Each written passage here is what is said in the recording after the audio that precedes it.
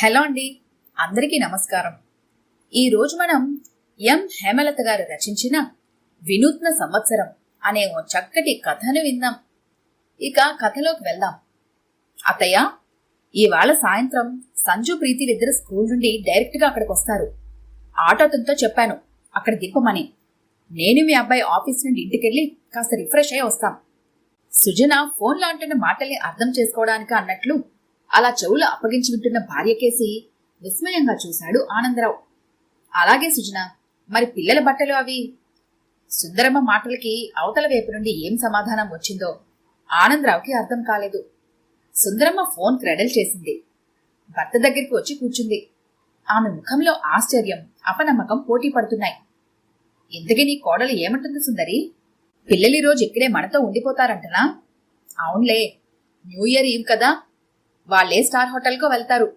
పిల్లల్ని వాళ్ళతో తీసుకెళ్లటం ఇష్టం లేదు కాబోలు. అయ్యో రామా, అది కాదండి. పిల్లలే కాదుట, అబ్బాయి కోడలు కూడా సాయంత్రం ఇక్కడికే వస్తారట అంది సుందరమ్మ.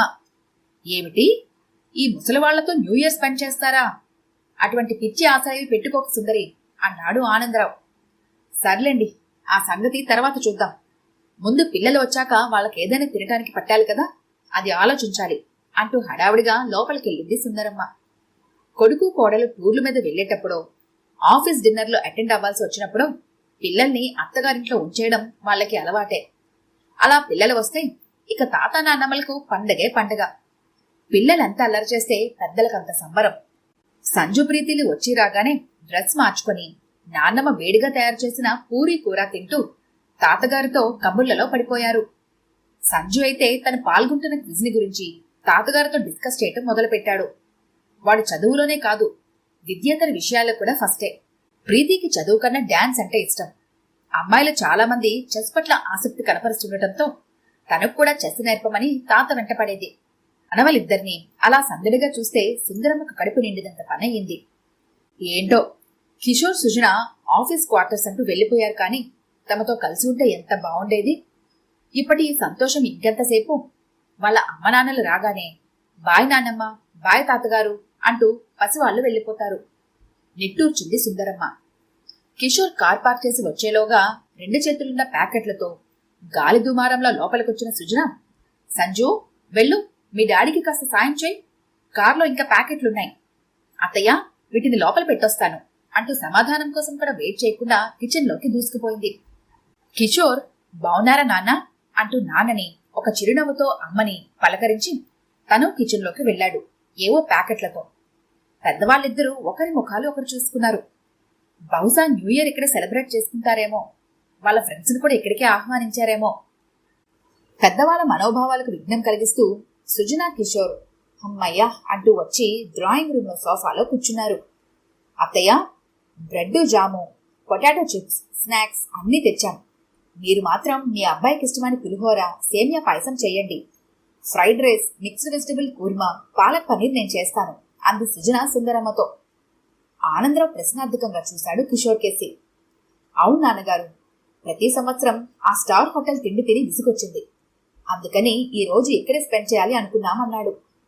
ఇక నీకు తప్పదలే చాకరీ అన్నట్లు భార్య కేసి చూశాడు ఆనందరావు. సుజన, ఎంతమందికి చేయాలమ్మా అంది సుందరమ్మ. ఎలాగూ తప్పదు కనుక పని మొదలెడితే మంచిది అన్నట్లు. ఎంతత్తయ్యా? ఓ 25 మందికి. పేపర్ ప్లేట్లు, నాప్కిన్స్, డిస్పోజబుల్ గ్లాసులు తెచ్చాం. కాస్త ఇల్లు సర్దుతాను. ఇప్పటి నుండే ఎందుకులేండి వంట, 8 గంటలకు మొదలు పెడదాం అంటూ సోఫాలు కుర్చీలు సర్దుతూ టేబుల్ని ఒకవైపు షిఫ్ట్ చేయడం మొదలుపెట్టింది సుజన. కొడుకు కోడలు మనవలు ఇల్లంతా నీట్గా సర్ది రంగురంగుల బెలూన్లు, కలర్ కాగితాలు కట్టి వెల్కమ్ టు న్యూ ఇయర్ 2002 అన్న బంగారు వెన్న బ్యానర్తో హాలుని అలంకరించారు. మధ్య మధ్య వంటింట్లోకి పరుగుపెడుతూ సుజన వంటంతా తనే చేసింది. ఇల్లంతా సంబరంగా ఉండడం ఆనందరావుకి బాగానే అనిపించింది. కాని రాబోయే గెస్టుల్ని తలుచుకుంటేనే ఒళ్ళు జలధరించింది. కేకలు, అరుపులు, అర్థం పర్థం లేని సంభాషణలు, హోరెత్తించే హైటెక్ స్టీరియోల సౌండ్లు. అతనికి ఏం చేయాలో పాలుపోక ఒక పక్క కూర్చుండిపోయాడు ఆనందరావు. అయినా ఈ పార్టీ ఏదో వాళ్ళ క్వార్టర్స్ లో పెట్టుకోక ఇక్కడెందుకు అరేంజ్ చేసినట్లు ఆనందరావుకి అసహనంగాను, చెప్పొద్దు కొంచెం కోపంగానూ ఉంది. కాని భార్య కూడా వాళ్ళతో సహకరించడంతో ఏమనలేక మౌనంగా ఉండిపోయాడు. 9 అయిందత్తయ్య, మీరు కాస్త తల అది దువ్వుకొని బట్టలు మార్చుకోండి. ఫ్రైడ్ రైస్ నేను దింపుతానులేండి అంటూ సుందరమ్మని తొందర చేసింది సుమన. నా డ్రెస్సింగ్ ఏం తొందరమ్మా అంటూనే తన గదిలోకి వెళ్లిపోయింది సుందరమ్మ. జిడ్డోడుతూ పాత చీరలో ఉన్న తనని వంట మనిషి అనుకుంటారేమో తన ఫ్రెండ్స్ అన్న భయం కాబోలు కోడలికి. నవ్వుకుంటూనే స్నానం చేసి ఉల్లిపాయ రంగు కంచిపట్టు చీర కట్టుకుని తయారై వచ్చింది. ఆనందరావు కూడా బట్టలు మార్చుకుని కూర్చున్నాడు. పిల్లలకి సుజన వేరే డ్రెస్సులు తెచ్చినట్లుంది. వాళ్లు కూడా నీట్గా తయారైపోయారు. సుజన కూడా స్నానం చేసి navy blue colour salwar kameez వేసుకుని క్రాకరీ సెట్ అంతా టేబుల్ మీద సర్దింది. వాటర్ ఫిల్టర్, గ్లాసులు సపరేట్గా టీపాయ్ మీద ఉంచింది. ఆనందరావు సుందరమ్మ ప్రేక్షకుల్లాగా జరిగే తతంగమంతా చూస్తూ ఉండిపోయారు. టీవీ రిమోట్ అటు ఇటు నొక్కుతూ ఆనందరావుతో తన ఆఫీస్ కబుల్లో పడిపోయాడు కిషోర్. సరిగ్గా 10 గంటలకి వెంట వెంటనే కార్లు రావడం మొదలైంది. డోర్ బెల్ చప్పుడికి కిషోర్ వెళ్లి తలుపు తెరిచాడు. రెండంకుల్, రెండాంటీ. అంకుల్ ఆంటీ అంటున్నాడంటే సుపుత్రుడు అనుకొని ఎటో నిరాసక్తంగా చూస్తున్న ఆనందరావు తన బాల్యమిత్రుడు, తన సహవాసి అయిన రాఘవని చూడడంతో, అరే నువ్వా రాఘవా అంటూ గబగబా లేచి ఎదురెళ్లాడు. నేనొక్కడనే కాదు ఆనందరావు, నా భార్య కూడా వచ్చింది అన్నాడు సంతోషంగా. సుందరి, ఎవరొచ్చారో చూడు అన్నాడు ఆనందరావు భార్య వైపు చూస్తూ. రండి అంటూ ఆప్యాయంగా పలకరించింది సుందరమ్మ. రాఘవ భార్య కౌసల్య సుందరమ్మ పక్కనే కూర్చుంటూ మాటల్లో పడింది. అదేంటి రాఘవ, మాట మాత్రం చెప్పలేదు నువ్వు వస్తున్నట్లు అన్నాడు ఆనందరావు స్నేహితుడి భుజం మీద చేతులేస్తూ. కిషోర్ కేసి అర్థవంతంగా నవ్వి, నిన్ను సర్ప్రైజ్ చేద్దామని ఆనందం అన్నాడు రాఘవ. అయితే చెస్ ఒక ఆట వేద్దామేంటి అన్నాడు ఆనందరావు. మాట పూర్తి కాకుండానే మళ్లీ బెల్ మ్రోగింది. ఈ తడవ వచ్చింది సుందరమ్మ చెల్లెలు కుముద. ఆవిడ భర్త నారాయణరావు. ఎక్కడి జీడిమెట్ల, ఎక్కడి మహేంద్ర హిల్స్, రావాలంటేనే ఒక ఊరి ప్రయాణమంతా. ఇలా చెల్లెలు మరిది అనుకోకుండా రావడం వల్ల సుందరమ్మకి చెప్పలేనంత సంతోషం వేసింది. హ్యాపీగా ఈ సాయంత్రం గడిపేయొచ్చు. ఎటొచ్చి సుజనా కిషోర్ వాళ్ళు కొలీగ్స్ వస్తే మా ముసలి వాసన వాళ్ళకి పడుతుందో లేదో అనిపించింది సుందరమ్మకి. ఇంకాసేపటికి Anandarao morning walk friends Ramarao, Krishnamurthy కూడా వచ్చారు. ఇలా ఇల్లంతా పెద్దవాళ్లతో నిండిపోవడంతో కొంత ఇబ్బందిగా ఫీల్ అయ్యాడు ఆనందరావు. కొడుక్కేసి చూశాడు. ఇదేంటి అన్నట్లు. కిషోర్ నవ్వుతూ ముఖం తిప్పుకున్నాడు. నిజానికి వీళ్లలో ఎవరినీ తను పిలవలేదు. ఇదంతా కొడుకు కోడల నిర్వాకమన్నమాట. 10 గంటలయ్యేసరికి ఆనందరావు మిత్రులు 10 మంది, సుందరమ్మ స్నేహితురాండ్లు 5, కొడుకు కోడలు పిల్లలతో ఇల్లంతా నిండిపోయింది. తయా, భోజనాలు కానిచ్చేద్దామా, 10 అయింది అంటూ వచ్చింది సుజన. అదేంటమ్మా, మీ ఫ్రెండ్స్ కూడా రాని అంది సుందరమ్మ. ఈ ఏర్పాట్లన్నీ వాళ్ళ కోసమేగా అని మనసులో అనుకుంటూ. అదేంటత్తయ్య, వీళ్ళందరూ మా ఫ్రెండ్స్ కారా అంది నవ్వుతూ సుజన. అంటే అంటూ నీళ్లు నములుతున్న అత్తయ్య దగ్గరికి వచ్చింది సుజన. వీళ్ళందరినీ మేమే పిలిచామత్తయ్య. ఎప్పుడు మా ఫ్రెండ్స్తో గడుపుతూనే ఉంటాం. ఈ రోజు వెరైటీగా మీతో, మీ ఫ్రెండ్స్తో స్పెండ్ చేయాలని నేను మీ అబ్బాయి ముందుగానే ప్లాన్ చేశాం. రండి, టేబుల్ మీద అన్నీ సర్దాను. అంకుల్స్, ఆంటీస్ ప్లీజ్ కమ్ అంటూ చిన్నపిల్లలాగా అరిచింది సుమన. సంజు, ప్రీతి అప్పటికే వడ్డించిన ప్లేట్స్ పట్టుకుని హాల్ అంతా తిరుగుతూ టీవీ చూస్తూ తినడం మొదలుపెట్టారు.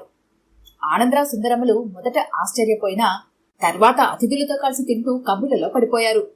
అందరి భోజనాలై ముక్తాయాసంతో సోఫాల్లో కొందరు, కార్పెట్ మీద కొందరు అలా సెటిల్ అయిపోయారు. టీవీలో వచ్చే ప్రోగ్రాంల కన్నా ఒకరితొకరు కబుర్లు చెప్పుకోవడంలోనే వాళ్ళకి ఎంతో ఆనందం కలిగింది. సరిగ్గా 12 అవుతోందనగానే సుజన గబగబా హాల్లోని లైట్లన్నీ ఆఫ్ చేసి టేబుల్ మీద ఒక పెద్ద క్యాండిల్ వెలిగించింది. అంతవరకు లోపల దాచిన కేక్ తెచ్చి టేబుల్ మీద పెట్టి, అత్తయ్య, మావయ్య మీరిద్దరూ రండి, కేక్ కట్ చేయాలి అంటూ పిలిచింది. ఆనందరావు, సుందరమ్మ కేక్ కట్ చేయగానే హ్యాపీ న్యూ ఇయర్ అంటూ చప్పట్లు కొడుతూ కేకలు పెట్టారు. అంతే, ఇల్లంతా గోలగోలగా అయిపోయింది. పెద్దవాళ్ల నూతన సంవత్సర శుభాకాంక్షలతో, కరచాలనాలతో, చప్పట్లతో ఇల్లు మారుమోగిపోయింది. సుజనా కిషోర్లు పెద్దలందరికీ అభివాదాలు తెలియజేసి కేక్ ముక్కలు అందించారు. కొడుకు కోడలు అలా ప్రేమగా, గౌరవంగా అందర్నీ పలకరిస్తూ తిరుగుతుంటే ఆనందరావు కళ్ళు చెమర్చాయి. ఎంత సంతోషంగా మొదలైంది న్యూ ఇయర్ తన వాళ్ల మధ్య. ఈ ఆనందం తమకు అందించిన కొడుకు కోడలకేసి ప్రేమగా, ఆర్ద్రంగా చూశాడు ఆనందరావు. సుందరమ్మకైతే ఒళ్ళు తెలియడం లేదు ఆనందంతో. సుజనకి వాళ్ళందరినీ చూస్తుంటే తను తన భర్త ఆ ఉదయం తీసుకున్న నిర్ణయం ఎంత అర్థవంతమైందో అవగతమైంది. డబ్బులు తగలేసి స్టార్ హోటల్స్ లో తెచ్చిపెట్టుకున్న మర్యాదలతో నాగరికతల మధ్య లేనిపోని ప్రేమలు, ఆప్యాయతలు, అనురాగాలు నటిస్తూ ఇష్టమున్నా లేకున్నా చిరునవ్వులు వలకపోసే ఆ పార్టీల కన్నా ఈ పార్టీ ఎంతో సంతోషాన్ని ఇచ్చింది. ముఖ్యంగా తల్లిదండ్రుల వంటి అత్తయ్య మావయ్య ముఖాలలో ఎంతో శాంతిని, సంతృప్తిని చూడగలిగింది సుజన. ఈ కథ కనుక మీకు నచ్చినట్లయితే లైక్ చేయండి, షేర్ చేయండి. మరిన్ని ఇంట్రెస్టింగ్ కథల కోసం మా ఛానల్ని తప్పకుండా సబ్స్క్రైబ్ చేసుకోండి.